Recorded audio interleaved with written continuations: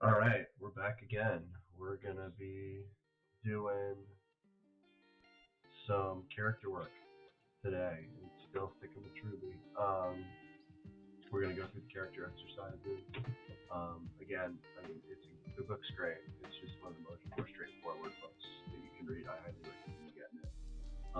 But today we're gonna mostly be working on going through the characters, and we're gonna see how it goes. Um,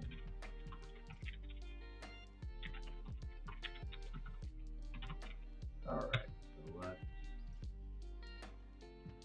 pull this up. Open up Final Draft. There we go. And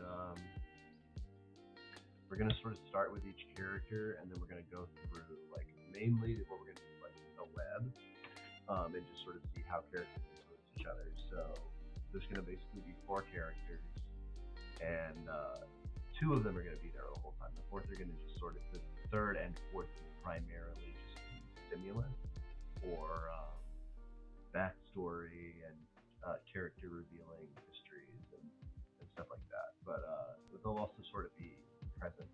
You know, the memories are sort of present in the script. So we're gonna start with archetype, and then we're gonna get more specific. So the main characters are Paula, Dawn, Father. We'll just call him Norton for now. And then the mother we will call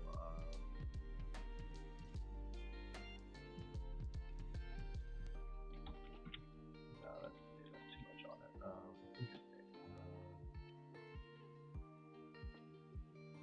What's like a rich lady name? Like good rich person name.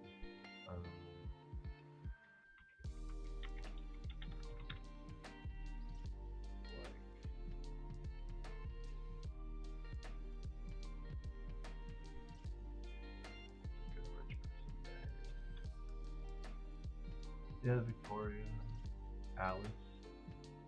Top millionaire baby names for girls were Alice, Kate, Lily, Mary, and Victoria. Let's just do Kate. It has some sort of literary significance too, as far as bad mothers go. My used to be fans out there.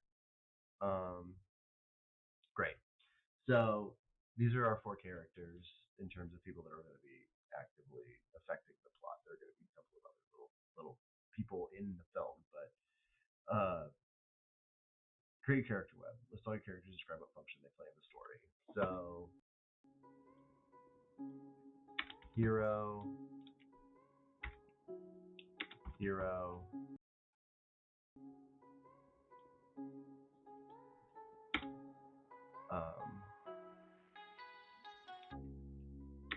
opponent, ally. She's got a bit of a thing there. They sort of affect each other the same way, but you get the point. Norton is going to be ally turned opponent, ally turned enemy. And we'll flesh that out later. It's complicated. And Kate's going to be end up being the full on opponent, but they all have different opinions of each other. So this is sort of Paula's perspective, which is sort of the main perspective we're going to be going with here, even though it's sort of a two hero thing. It's going to be mostly from Paula's perspective. So I guess she's just a hero.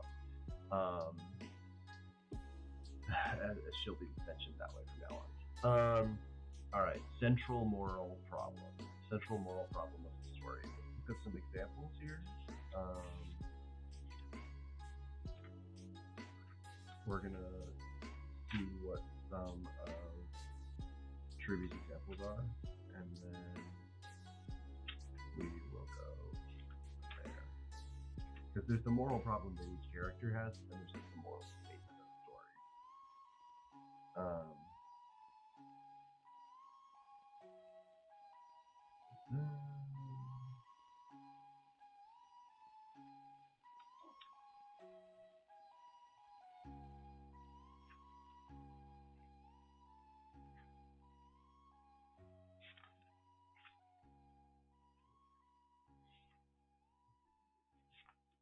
See, okay, this is where he talks about Butch Cassidy, but he mostly talks about that in terms of the comedy. There's like other things. so we'll do archetypes real quick. So Paula is going to be a warrior.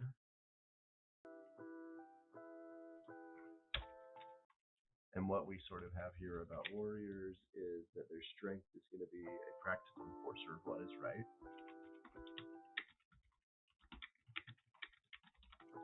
We're going to have the weakness, which is going to be lives according to a harsh motto of kill or be killed.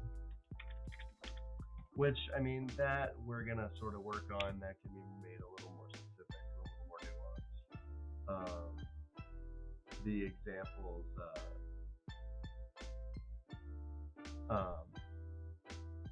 whatever is weak must be destroyed. That I think we're going to sort of, it gets a little more nuanced than that. Because the main examples here are Achilles and Hector. I think what I'm thinking of more here is like that sort of a lawful good type thing that she has. Everybody got flaws, everybody makes mistakes, but she's definitely sort of got this lawful good thing going on. And then we have Dawn, and she's going to be sort of this shaman type, this sort in sort of more of a almost Norse way, or a despite her background, which is going to be sort of like I believe I wrote it that her mother was Colombian and Basque, I believe, or Barcelona. Like her grandfather or mother's side was Barcelona, or from northern Spain. But I'll get into specifics of that later. Regardless, she's gonna have that sort of chaotic magic inside of her. That kind of so that strength is gonna be can see the deeper reality behind the senses, which is sort of what I was trying to get at earlier when I was talking about her sort of impulsive, strong-arming trait. But that gives us her weakness, which is that she manipulates people to enslave them. Manipulates.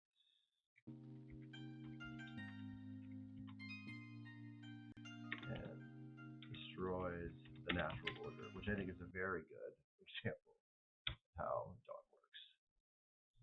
So Norton is the father figure, father/king, very sort of Lear-esque type, which I think he describes on the previous page. Yes. Leads the family.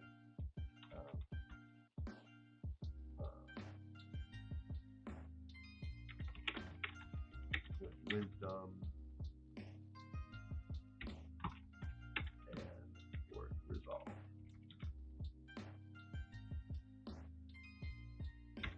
Okay.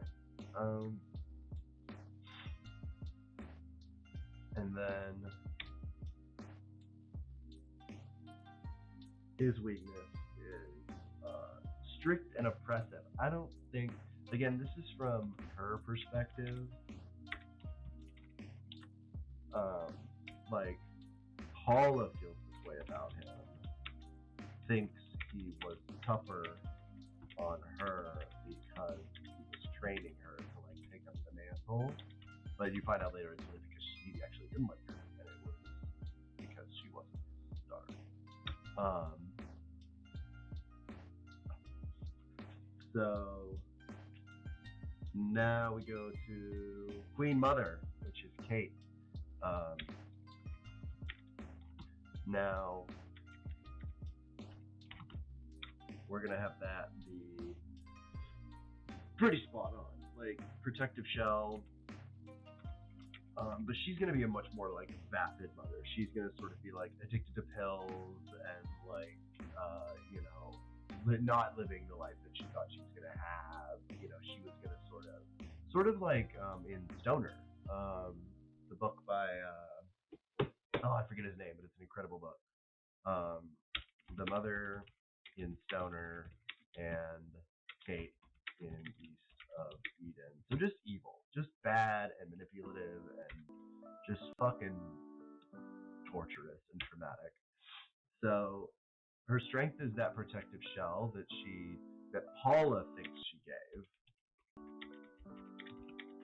and but her weakness is that she's actually this controlling, tyrannical abuser. Um, so great. So that's them in sort of like an archetypical way. Now I need to sort of individualize them with the moral problem here.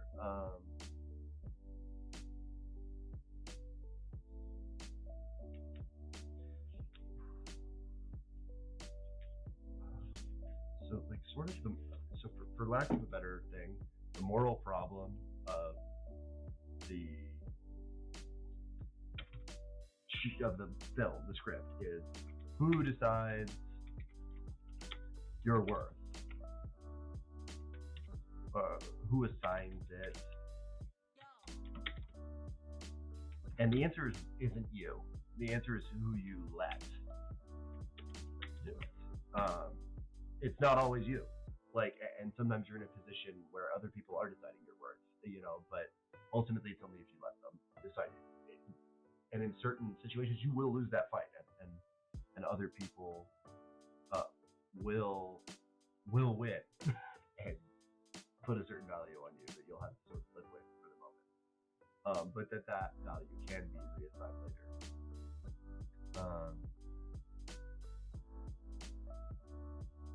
So, in terms of what that means for the characters,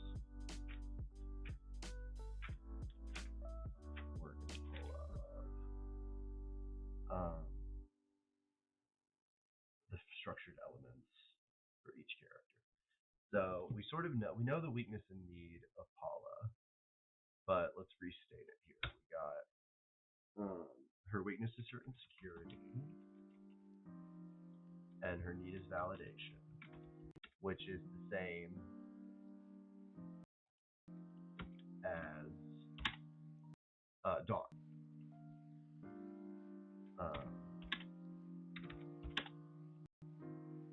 How they get those things out of life is going to be very different. But, that's the case for everyone. Now we're going to go to Norton. His weakness is going to be this kind of naivete, honestly. Like, he was like, that's sort of why I use Norton as the example, because it's like Norton, the founder, or the founder's friend in Invisible Man. He has this idea about himself. He has this sort of naivete about himself. He is disillusioned about who he is. Thinks he's an artist and a aesthete, but is a mogul. Like, as you find out later, he owns lumber companies, which did some sort of nefarious things in the past. I'm not going to name any lumber companies, but I think that we all can agree that some people have done some bad things to forests. But then they live in these beautiful houses and they, collect art and want to raise their children in this sort of liberal way when they've, been not the most humanitarian, despite presenting themselves that way. Kate, Queen Mother. All right, so. Oh wait, that's his weakness. What is his need? His need is for that to be true. He needs, which is sort of a validation, but they can't all just want validation. So I feel like what he wants is,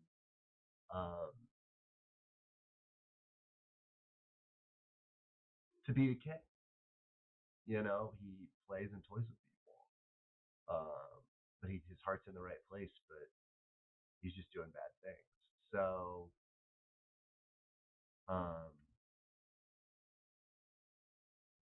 he wants to, create the world the way he thinks it should be. He wants to be this kind of god, but he feels that he knows what's best for everyone. He's not trying to just oppress for the sake of it. He just wants them to have the best life that they can.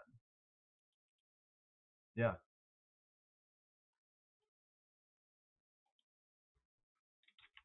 He wants the best for everyone. Just doesn't know what that is. You know?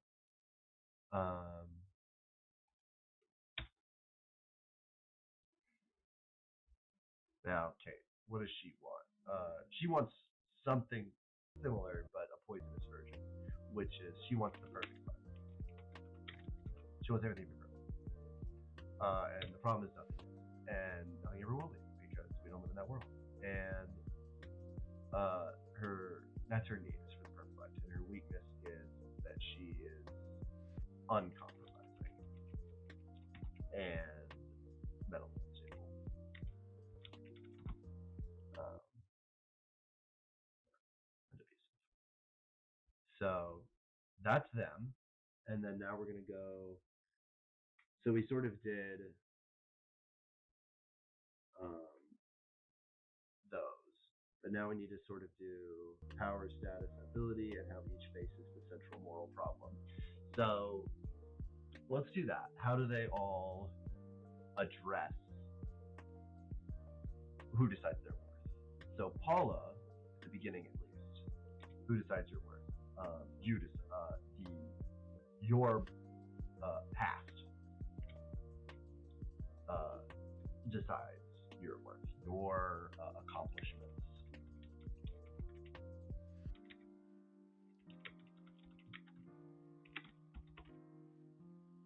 Again, writing would be better if I knew how to type. Your accomplishments, uh, your achievements, even better.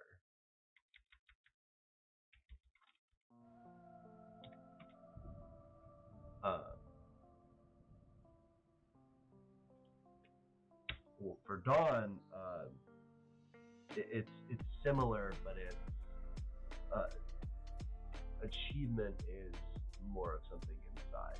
She's not proud of herself, and she does feel worthless, but that's because of the trauma and the abuse. So her flawed thinking of who decides her worth, because she's going to be wrong and have to learn that it's herself that decides her worth. In the beginning, she's going to have to think that you're family.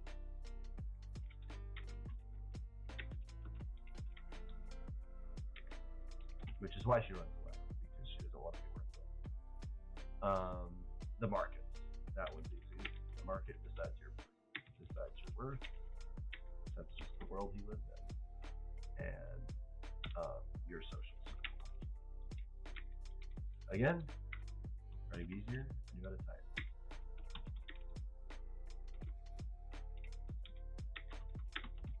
Okay. So that's that. Power, status, and ability. I mean, they're all pretty high power, status, and ability. Um, so that's sort of what hopefully will make this interesting, is that they're all very powerful and smart. There's not like anyone who's weak. They're all hungry. You know what I mean? They all want more. Each character does take a different approach to the most central problem. The hero, yeah, I have a change. I have them wrong in the beginning, so it'll change later.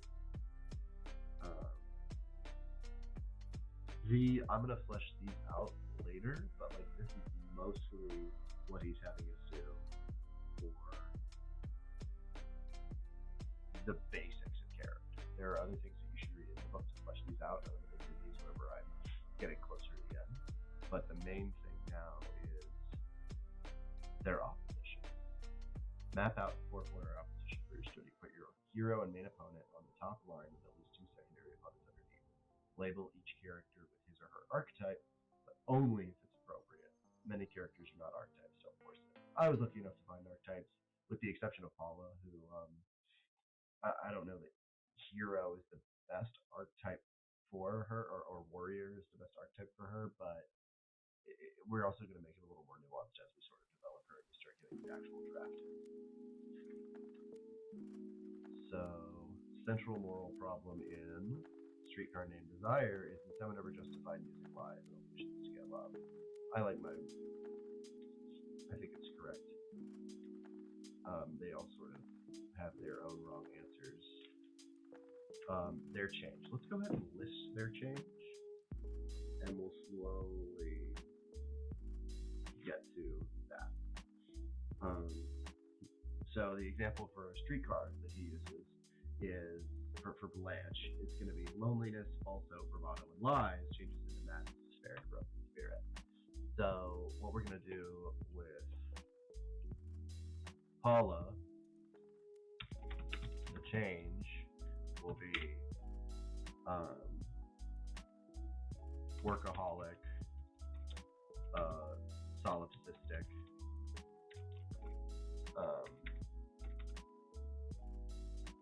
loner, which is similar.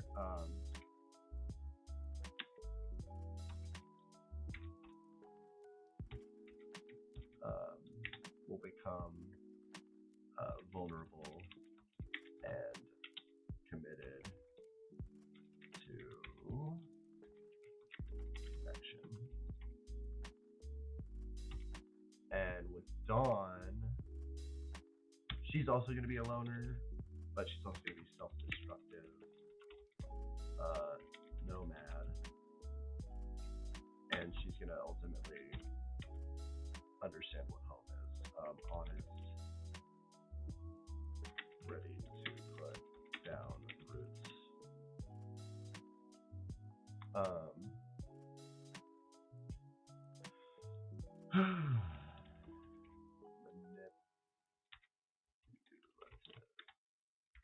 All right. Cool.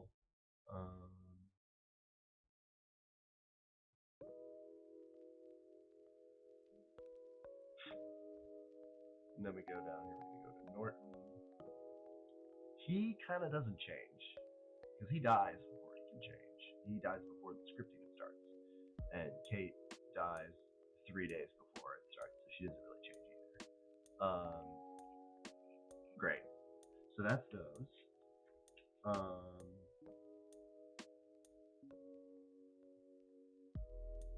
So we'll also look at the artist archetype later, but I think that I can also have a hybrid here.